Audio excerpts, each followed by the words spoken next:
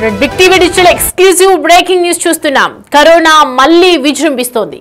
దానికి సంబంధించిన బ్రేకింగ్ అందుతోంది మనకి. మొత్తం దేశంలో 700 యాక్టివ్ కేసులు నమోదైనట్లుగా మనకి సమాచారం అందుతోంది. ఓవరాల్ ఇండియాకి సంబంధించిన కరోనా అప్డేట్స్ చూస్తున్నాం మనం. పాజిటివ్ కేసులు ఒక్కసారిగా పెరగడంతో ప్రజలు భయాందోళనకు గురవుతున్నారు.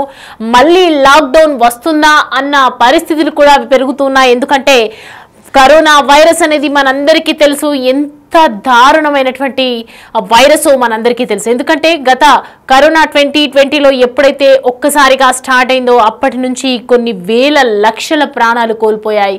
శవాలను కాల్చడానికి కూడా స్థలం లేని సిచ్యువేషన్ మనకు ఎదుర్కొంది. హాస్పిటల్లో కూడా రూమ్స్ దొరకనటువంటి పరిస్థితిని మనం చూసాం. అట్లాంటి కరోనా ఒక గత 4 ఏళ్లుగా 5 ఏళ్లుగా మనం చూస్తున్నాము. ఎంతటి దారుణంగా ఉన్నటువంటి ఆ వైరస్ ఎంతటి ప్రాబ్లమ్స్ ని మనకు క్రియేట్ చేసిందో. సో ఓవరాల్ గా వరల్డ్ వైడ్ గా ప్రపంచ వ్యాప్తంగా ఎంతమంది ప్రాణాలు బలి తీసుకుందో కరోనా. సో మళ్ళీ ఈ దేశంలో 750కి పైగా పెరిగినటువంటి కేసుల నేపథ్యంలో మరి దేశంలో మళ్ళీ యాక్టివ్ కేసెస్ నమోదవుతున్నటువంటి నేపథ్యంలో మరి లాక్డౌన్ పెడతారా అన్న వార్తలు కూడా అందుతూ ఉన్నాయి. మొత్తంగా చూసుకుంటే కేరళలో అత్యధికంగా 400కు పైగా పాజిటివ్ కేసులు నమోదైనట్లుగా మనకి సమాచారం అందుతోంది. ఇటు మహారాష్ట్ర, అటు ఢిల్లీ, గుజరాత్, కర్ణాటక, ఇటు యూపీ, పశ్చిమ బెంగాల్లోనూ పెరుగుతోంది కోవిడ్ కేసులు అని చెప్పొచ్చు. తాజాగా బీహార్లో కూడా తొలి కేసు నమోదైనట్లుగా మనకి వార్తలు వస్తున్నటువంటి నేపథ్యంలో ఇటు పాజిటివ్ కేసెస్ పెరుగుతూ ఉండటంతో అప్రమత్తమైంది కేంద్ర ఆరోగ్య శాఖ. మాస్కులు తప్పనిసరిగా వాడాలని సూచనలు చేస్తూ ఉంది. ఒకవైపు కరోనా బాధితుల్లో జ్వరం, ముక్కు కారటం కూడా మనకి కరోనాకు సంబంధించినటువంటి సింప్టమ్స్ కూడా మనకి తెలుసు. గొంతు నొప్పి, తలనొప్పి, నీరసం వంటి లక్షణాలు ఎక్కువగా ఉంటాయి. పొడి దగ్గు రావటం, ఇటు అన్ఈజీగా అనిపిస్తూ ఉంటుంది. సో ప్రజెంట్ అయితే గొంతు నొప్పి, తలనొప్పి, నీరసం వంటి లక్షణాలు ఉన్న వాళ్ళకి కరోనా కేసెస్ గా గుర్తిస్తూ ఉన్నారు. ప్రస్తుతం అయితే పరీక్షలు నిర్వహిస్తున్నటువంటి నేపథ్యంలో ఇటు ఇలాంటి సిమ్టమ్స్ ఉన్నటువంటి వాళ్ళకి కరోనా టెస్ట్ చేయటం, ఇటు దాన్ని కరోనాగా కోవిడ్ గా నిర్ధారిస్తూ ఉన్నారు. మొత్తంగా చూసుకుంటే ఇటు వారంలో 750కి కరోనా కేసులు పెరిగాయంటే ఇటు దేశవ్యాప్తంగా ఎంత త్వరగా వ్యాప్తిస్తోందో, ఎంత త్వరగా కరోనా విజృంభిస్తోందో మనకి అర్థమవుతూ ఉంది. సో ప్రజెంట్ తాజాగా బీహార్లో కూడా తొలి కేసు నమోదైనట్లుగా వార్తలు అందుతూ ఉన్నాయి మనకి. ఇటు మహారాష్ట్ర, ఢిల్లీ, గుజరాత్, కర్ణాటక, యూపీ, పశ్చిమ బెంగాల్లోనూ కోవిడ్ కేసులు వరుసగా పెరుగుతూ ఉన్నాయి. ఇటు మొన్న కూడా మనం చూసాము, హైదరాబాద్లో కూడా ఒక కేసు నమోదైనట్లుగా మనకి వార్తలు వచ్చాయి. ఇటు దేశంలో కూడా 1000కి చేరింది కరోనా యాక్టివ్ కేసెస్ అని చెప్పొచ్చు. మరి కరోనా మళ్ళీ తాండవం చేస్తోందా, ఇటు మళ్ళీ లాక్డౌన్ నిర్వహించే అవకాశాలు ఉన్నాయా? సో దీనికి సంబంధించి పూర్తి డీటెయిల్స్ మా ప్రతినిధి శివ అందిస్తారు. శివ, ప్రజెంట్ చూస్తున్నాం కరోనాకు సంబంధించి ఇటు దేశంలో 1000 యాక్టివ్ కేసెస్ గా చూపిస్తూ ఉన్నారు. ప్రస్తుతం ఏం చెప్తుంది కేంద్ర ఆరోగ్య శాఖ?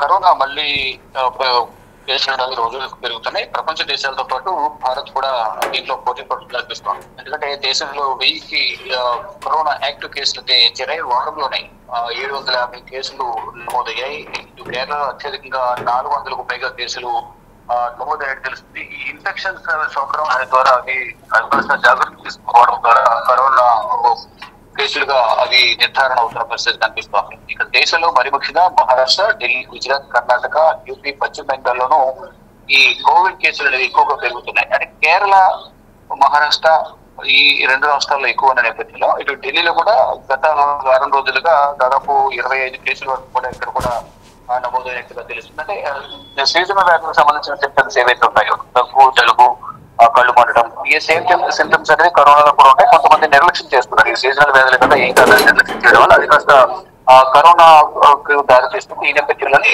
జలుబు, దగ్గు వచ్చిందని నిర్లక్ష్యం చేయకుండా తగిన జాగ్రత్తలు తీసుకోవాలనేది కూడా కేంద్ర ఆరోగ్య శాఖ తెలియజేస్తుంది. దానిలో భాగంగా ప్రతి ఒక్కరు కూడా అప్రమత్తంగా ఉండాలి, నిర్లక్ష్యం వహించదు అనేది ప్రధానంగా కేంద్ర ప్రభుత్వం రాష్ట్ర ప్రభుత్వాలకు ఆదేశాలు జారీ చేస్తుంది. తాజాగా చూసుకుంటే బీహార్ లో ఒక కేసు నమోదైనట్టు కాస్ట్ పెరుగుతూ ఉండడంతో రాష్ట్రాలను కూడా అప్రమత్తం చేశారు. పలు స్కూళ్ళు మాస్కులు ధరించాలి అనేది ప్రధానంగా, ఎక్కడైతే కేసులు ఎక్కువ ఉన్నాయో అక్కడ మాస్కులు ధరించాలి. మరోవైపు ప్రతి ఒక్కరు కూడా అంటే ఇది కేసులు వచ్చాయి అప్పుడే మాస్కులు ధరించాలని కాకుండా ముందు జాగ్రత్త తీసుకోవడం ద్వారా కరోనాను నివారించవచ్చని కూడా కేంద్ర ప్రభుత్వం, రాష్ట్ర ప్రభుత్వాలు కూడా చెప్తూనే దానిలో భాగంగా ఇది మాస్క్ ధరించడం, శానిటైజర్ వాడటం అనేది తప్పనిసరిగా చేయాలి. తప్పనిసరి చేయడం ద్వారా కొంత నివారణ ఇచ్చు అనేది కూడా భావిస్తాం. కరోనా బాధితుల్లో ఎక్కువగా జ్వరం, ముక్కు కారడం, గొంతు నొప్పి, తలనొప్పి, నీరసం వంటి లక్షణాలు అనేవి ఎక్కువగా ఉంటాయి. అందులోనూ చిన్నపిల్లలు, వృద్ధులలో రోగ నిరోధక శక్తి అనేది చాలా తక్కువగా ఉంటుంది కాబట్టి అటువంటి వారు ఇంకా మరిన్ని జాగ్రత్తలు తీసుకోవాలి. ఆల్రెడీ అనారోగ్య సమస్యలు ఉన్న వాళ్ళు కూడా తగిన జాగ్రత్తలు తీసుకోవడం ద్వారా కరోనా బారిన పడకుండా ఉండే అవకాశం ఉందంటూ కూడా ఆరోగ్య నిపుణులు చెప్తున్నారు. ఎప్పటికప్పుడు కేంద్ర ఆరోగ్య శాఖ కూడా సమీక్ష నిర్వహిస్తోంది. రాష్ట్రాల్లో కరోనా పరిస్థితి ఏ విధంగా ఉంది, యాక్టివ్ కేసులు ఎన్నో ఉన్నాయి, రికవరీ కేసులు ఎన్నో ఉన్నాయి అనేది కూడా ఎప్పటికప్పుడు కేంద్ర ఆరోగ్య శాఖ కార్యదర్శి సమీక్ష సమావేశం నిర్వహిస్తున్నారు. ఇటు రాష్ట్ర ప్రభుత్వాలకు సంబంధించిన ఆరోగ్య శాఖ అధికారులతోనూ ఎప్పటికప్పుడు టచ్ లో ఉంటూ వారందరికీ కొన్ని సూచనలు చేస్తున్నారు. ఈ కరోనా దృష్టిలో ఉంచుకుని ఈ కోవిడ్ బెడ్లు అనేవి కూడా సపరేట్ గా ఏర్పాటు చేయాలి. ఆక్సిజన్ సిలిండర్లు కానీ కోవిడ్ బెడ్లను సపరేట్ గా ఏర్పాటు చేయాలి. అందరూ అప్రమత్తంగా ఉండాలి. ఆసుపత్రుల్లో అన్ని ఫెసిలిటీస్, కోవిడ్ సంబంధించిన అన్ని సౌకర్యాలు ఉండే విధంగా కూడా జాగ్రత్తలు తీసుకోవాలంటూ కూడా ఈ రాష్ట్ర ప్రభుత్వాలకు సంబంధించిన ఆరోగ్య శాఖ మంత్రులకు కొన్ని సూచనలు చేశారు. కానీ ఎవరు కూడా నిర్లక్ష్యం వహించుందని కూడా కేంద్రం ఎప్పటికప్పుడు అప్రమత్తం చేస్తూ ఉంది. Right Shiva, thanks for the updates. Right, దేశంలో మరోసారి వైరస్ కలకలం సృష్టిస్తోందనే చెప్పొచ్చు. ఇటు దేశవ్యాప్తంగా పలు రాష్ట్రాల్లో కొత్త కేసులు నమోదవుతున్నాయి. దేశంలో కరోనా కేసుల సంఖ్య ఇటు రోజు రోజుకు పెరుగుతోందని చెప్పొచ్చు. అయితే ప్రస్తుతం 1000కి పైగా కరోనా కేసులు ఉన్నట్లు కేంద్ర ఆరోగ్య శాఖ పేర్కొంది.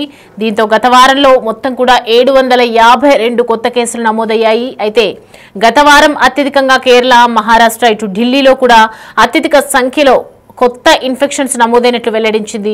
కేరళలో కొత్తగా 335 ఇన్ఫెక్షన్స్ కూడా నమోదయ్యాయి. అయితే ప్రస్తుతం యాక్టివ్ కేసులు 430కి చేరుకున్నాయి. మహారాష్ట్రలో 153, ఢిల్లీలో 99 కొత్త కేసులు నమోదయ్యాయి. అయితే ప్రభుత్వం విడుదల చేసిన డేటా ప్రకారం మహారాష్ట్రలో మొత్తం కూడా 200 యాక్టివ్ కేసులు అని చెప్తున్నారు. అయితే 153 ఇన్ఫెక్షన్స్ కూడా అంటున్నారు. అయితే ఢిల్లీలో మొత్తం కూడా 104 యాక్టివ్ కేసులు ఉన్నట్లుగా తెలుస్తోంది.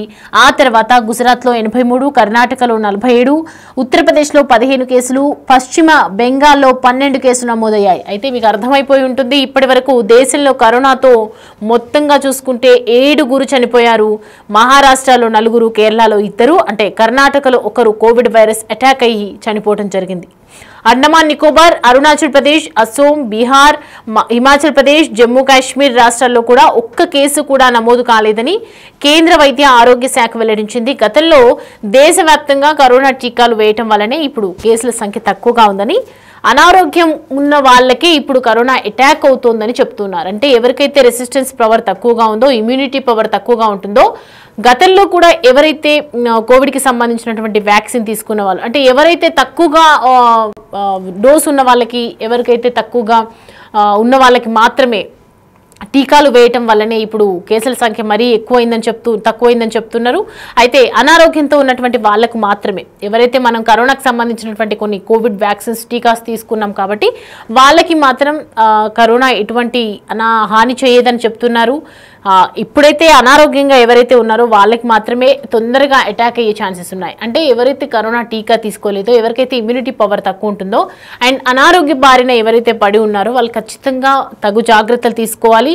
పెద్దగా వీళ్ళకి అనారోగ్యం ఉన్న వాళ్ళకి తప్ప ఇంకా వేరే వాళ్ళకి పెద్దగా ప్రభావం చూపించడం లేదని, ఇటు జనం భయాందోళనకు గురి కావాల్సిన అవసరం లేదని అయితే వైద్య శాఖ స్పష్టం చేస్తోంది. బట్ ఎవరికి వారు అప్రమత్తంగా ఉండాలి, ఎవరికి వారు జాగ్రత్తగా ఉండాలి. కరోనా అంటే అందరికీ తెలుసు, ఇది కొత్తగా వచ్చింది కాదు. ఒక 4-5 years నుంచి మనం దీన్ని ఫేస్ చేస్తూనే ఉన్నాం. కాబట్టి ఇటీవల ఆసియా దేశాలు, మరీ ముఖ్యంగా హాంకాంగ్, సింగపూర్, థాయిలాండ్తో పాటు చైనాలోనూ కోవిడ్-19 వ్యాప్తి విపరీతంగా ఉంది. వారానికి వేల సంఖ్యలో కేసులు వెలుగు చూస్తూనే ఉన్నాయి.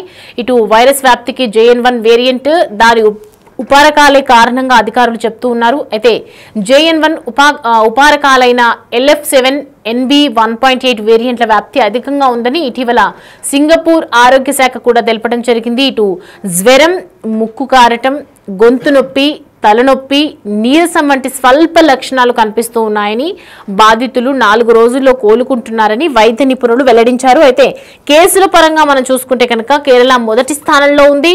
తర్వాత స్థానం మహారాష్ట్రలో ఉంది. అలాగే ఢిల్లీలో, గుజరాత్, కర్ణాటక, ఉత్తరప్రదేశ్, పశ్చిమ బెంగాల్లో కూడా ఈ వైరస్ తీవ్రత అనేది అయితే ఎక్కువగా కనిపిస్తూ ఉంటుంది. తాజాగా బీహార్లో కూడా తొలి కేసు నమోదైపోయింది. అంటే కేసులు నమోదైనప్పటికీ కూడా తీవ్రత తక్కువేనని ఇటీవల కేంద్ర ఆరోగ్య శాఖ అయితే పేర్కొంటూ ఉంది. అయితే మొత్తానికి చూసుకుంటే కనుక ఇప్పుడు ఉన్నటువంటి సిచ్యువేషన్స్ దృష్టిలో పెట్టుకొని ప్రజలందరూ కూడా అప్రమత్తంగా ఉండాలని చెప్తోంది కేంద్ర ఆరోగ్య శాఖ. ఇప్పుడైతే ఎవరైతే ఇల్నెస్ అనారోగ్యంగా ఎక్కువగా అనారోగ్య బారిన పడిన వాళ్ళు ఉంటారో, ఎవరికైతే చిన్న చిన్న ఇష్యూస్ ఉంటాయో వాళ్ళకి మాత్రమే, వైరస్ ఇమ్యూనిటీ తక్కువగా ఉన్న వాళ్ళకి మాత్రం, రోగ నిరోధక శక్తి తక్కువగా ఉన్న వాళ్ళకి మాత్రం ఖచ్చితంగా ఇది వ్యాప్తించే అవకాశాలు అండి. సో ఎక్కువగా మనం తీసుకునే ఫుడ్ వల్ల కూడా రావచ్చు. ఫుడ్ని కూడా కరెక్ట్గా ప్రోటీన్ ఫుడ్ తీసుకోవటం, ప్రోటీన్ మనకి ఎక్కువ అందేలాగా చూసుకొని ఖచ్చితంగా మనం అప్రమత్తంగా ఉండాలని అయితే కేంద్ర ఆరోగ్య శాఖ చెప్తూ ఉంది. సో ప్రజెంట్ బీ అలర్ట్గా ఉండని చెప్పి వైద్య హెల్త్ WHO కూడా రిలీజ్ చేయడం జరిగింది, వరల్డ్ హెల్త్ ఆర్గనైజేషన్. దీనికి సంబంధించి ప్రజలందరూ కూడా జాగ్రత్తగా ఉండాలి. ఏ సమయాన ఎవరికి కోవిడ్ వస్తుందో తెలియదు కాబట్టి ఏ చిన్న చిన్న లక్షణాలు ఉన్నా వెంటనే డాక్టర్ని కన్సల్ట్ అవ్వాలి, వెంటనే కోవిడ్ టెస్ట్ చేయించుకోవాలి అని చెప్తూ ఉన్నారు. సో దానికి సంబంధించి కేంద్ర ఆరోగ్య శాఖ కూడా అలర్ట్గా ఉండమని చెప్తోంది.